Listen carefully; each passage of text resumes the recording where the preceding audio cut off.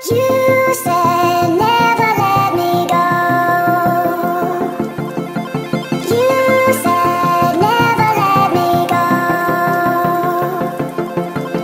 You said never let me go. You said never let me go. You said never let me go.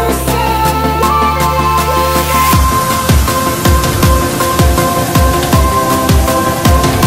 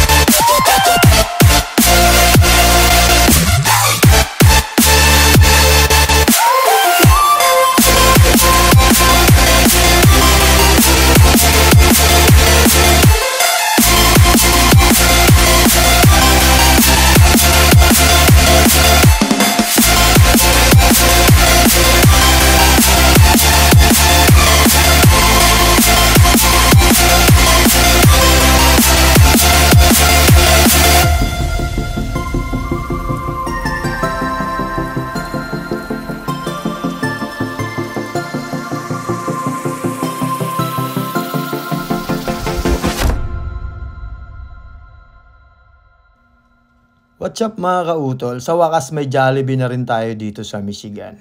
Kung yun noon, dumarayo pa tayo ng Chicago or Toronto para lang matikman natin yung Jollibee. Sa ngayon, hindi na. Di na natin kailangan pumunta pa ng malayo para lang matikman natin ng Jollibee. Ngayon, dito na mismo. Sa Michigan, mayroon na. Pero kalma lang tayo mga tol kasi coming soon. Ayan o, makikita nyo. Coming soon pa mga tol. So Jollibee opening soon. Araw na lang binibilang natin, matitikman na natin si Jollibee mismo rito sa Michigan mga tol. Kaya hindi na natin kailangan dumayo pa ng napakalayo para lang matikman si Jollibee. So eto, araw na lang binibilang natin mga tol. Matitikman na natin si Jollibee dito mismo sa Michigan mga tol. Kaya kung Pilipino ka at tulad ko na nagkaisip na sa Pilipinas bago pumunta dito sa Michigan sa Amerika, alam ko na gustong-gusto mo rin at gusto mo rin si Jollibee mga tol. Kaya konting-konting tiis na lang. Pare-parehas tayo, sabay-sabay tayo pupunta dyan sa Jollibee. Alam ko nga lahat tayo excited na para kumain sa Jollibee.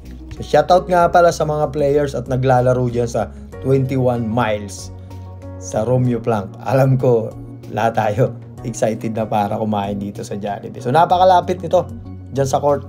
After ng game sigurado dito ang punta. Saan ang punta? To the moon, broom broom, Jollibee mga tol. So, ayan. Abangan natin. Lahat tayo, sabay-sabay tayo. Food trip tayo sa Jollibee!